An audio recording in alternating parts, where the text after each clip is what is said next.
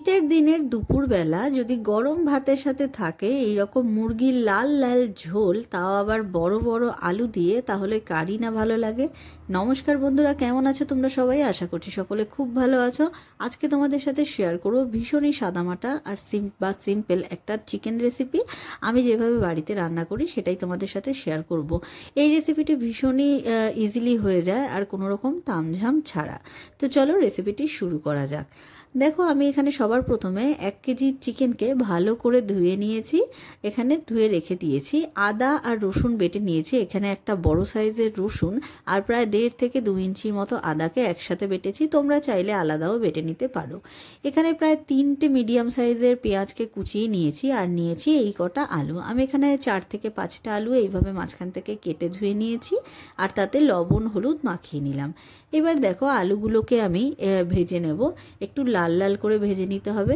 আলুটা ভাজা হতে হতে আমরা চলো একটা মশলা রেডি করে নিই। তো দেখো, তার জন্য আমি সবার প্রথমে মিক্সার গ্রাইন্ডারে নিয়ে নেব এখানে 3টে পেঁয়াজ, মিডিয়াম সাইজের পেঁয়াজ নেব আমি, এইভাবে কেটে নিয়েছি। নিলাম গোটা গরম মশলা আর একটা বড় সাইজের টমেটো। তো সব কিছুকে এবার আমি গ্রাইন্ড করে নেবো। দেখো, ভালোভাবে আমি ফাইন পেস্ট বানিয়ে নিয়েছি, এছাড়া আর কোনো কিছু পেস্ট করতে হবে না, এই 3টে জিনিস হলেই হবে। এবার দেখো, আলুগুলো মোটামুটি ভাজা হয়ে গেছে লাল লাল করে, এবারে আমি তুলে রাখবো। এই রেসিপিটা ভীষণই সিম্পল আর ইজিভাবে হয়ে যাবে। তো দেখো, ওই তেলের মধ্যেই আমি এখানে দিয়ে দিলাম তেজপাতা আর গোটা জিরে ফোড়ন, ঠিক আছে। তারপরে আমি এখানে দিয়ে দিলাম যে পেঁয়াজটা আমরা কুচিয়ে রেখেছিলাম সেই পেঁয়াজটা। এবার এটাকে একটু হালকা লালচে করে ভেজে নিতে হবে। এটা যাতে তাড়াতাড়ি লালচে হয়ে যায়, আমি এখানে সামান্য চিনি অ্যাড করলাম, তোমরা চাইলে স্কিপ করতে পারো। চিনিটা দেওয়াতে কি হয় না, পেঁয়াজটা তাড়াতাড়ি লাল হয়ে যায়। তো অন্যদিকে দেখো, একটা মশলা বানিয়ে নেব। এখানে আমি 1 চা চামচের মতন জিরের গুঁড়ো নিলাম, 1.5 চা চামচের মতন জিরের গুঁড়ো।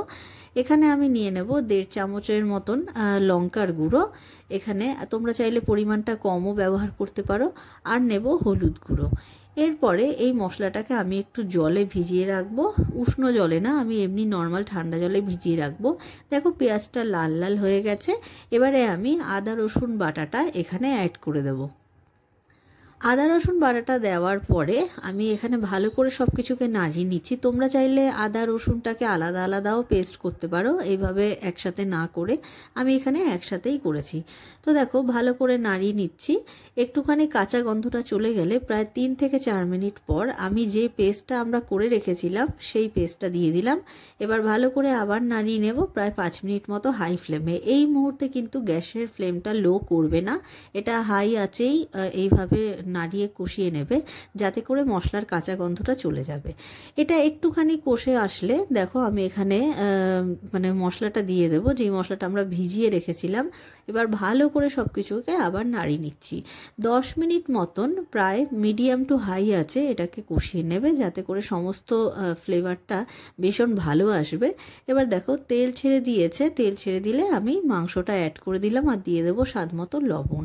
যদি পরে আবার লবণ লাগে আবার দেব, কিন্তু এখন কিছুটা দিলাম।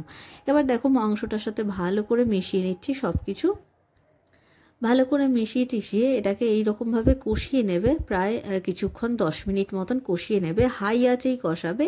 এই সময় কষানো হয়ে গেলে আমি এখানে দিয়ে দেবো আলু। এবার সব কিছুকে আবার ভালো করে আমি মিশিয়ে নিচ্ছি।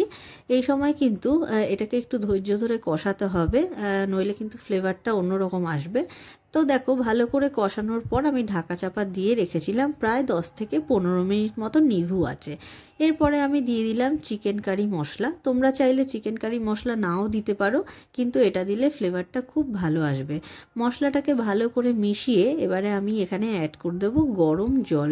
তোমরা এখানে ঠান্ডা জলও অ্যাড করতে পারো, কিন্তু জলটা গরম দিলে ভালো হয়।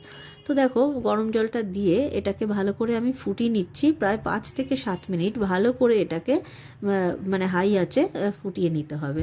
তো ব্যাস, আমাদের চিকেন কারি একদম রেডি, লাল লাল মাংসের ঝোল। রেসিপিটি ভালো লাগলে একটি লাইক করো আর সাবস্ক্রাইব